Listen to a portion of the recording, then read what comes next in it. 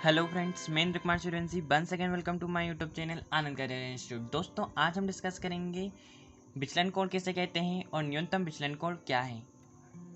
काफ़ी important topic है दोस्तों। अगर आप इन टॉपिकों को अच्छे से समझ लेंगे तो आपको आगे के टॉपिक समझने में बहुत ही अच्छे से समझ में आएंगे और बहुत ही हेल्प होगी। दोस्तों, अगर आपको प्रकाश का अपवर्तन और परावर्तन क्लियर होगा, अगर आपको प्रकाश का अपवर्तन और परावर्तन क्लियर नहीं है तो आप मेरी वीडियो के प्लेलिस्ट में जाकर देख सकते हैं। तो दोस्तों, जो अभिलंब यहाँ पे एम एन अभिलंब है, यह आपतन कोण आई है, यह अपवर्तन कोण आर है, यह आपतित किरण है दोस्तों, और यह अपवर्तित किरण है आर।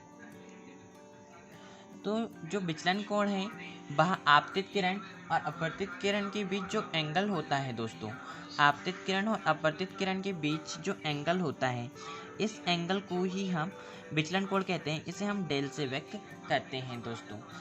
ठीक इसी प्रकार जब प्रकाश के परावर्तन को हम देखते हैं तो जो आपतित किरण और अपवर्तित किरण के बीच जो कोण होता है, इस एंगल को हम विचलन कोण कहते हैं। इसे हम डेल से व्यक्त करते हैं।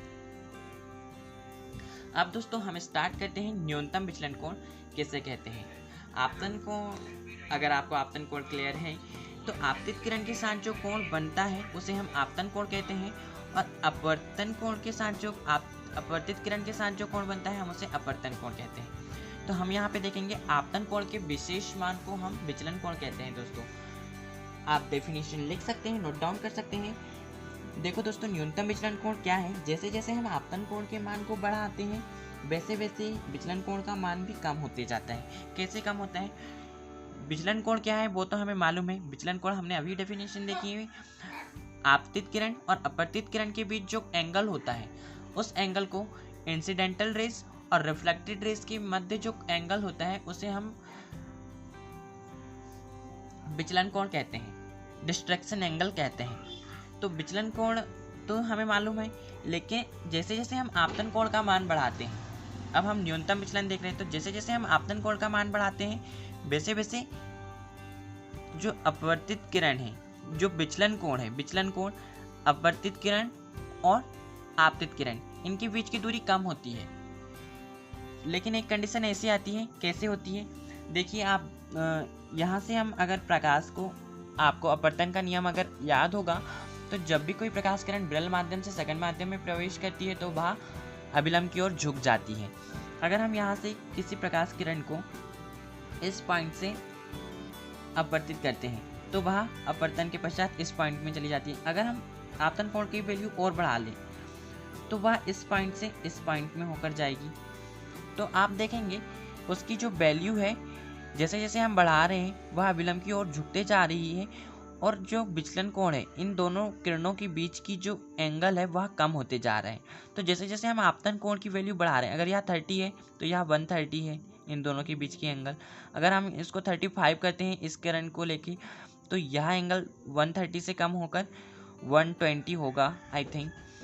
अगर हम इसे और कम करते हैं तो यह किरण और अभिलंब के पास आ जाती है और इसका एंगल और कम हो जाता है। तो जैसे जैसे हम आपतन कोण का मान बढ़ाते हैं वैसे वैसे विचलन कोण का मान भी कम होते जाता है।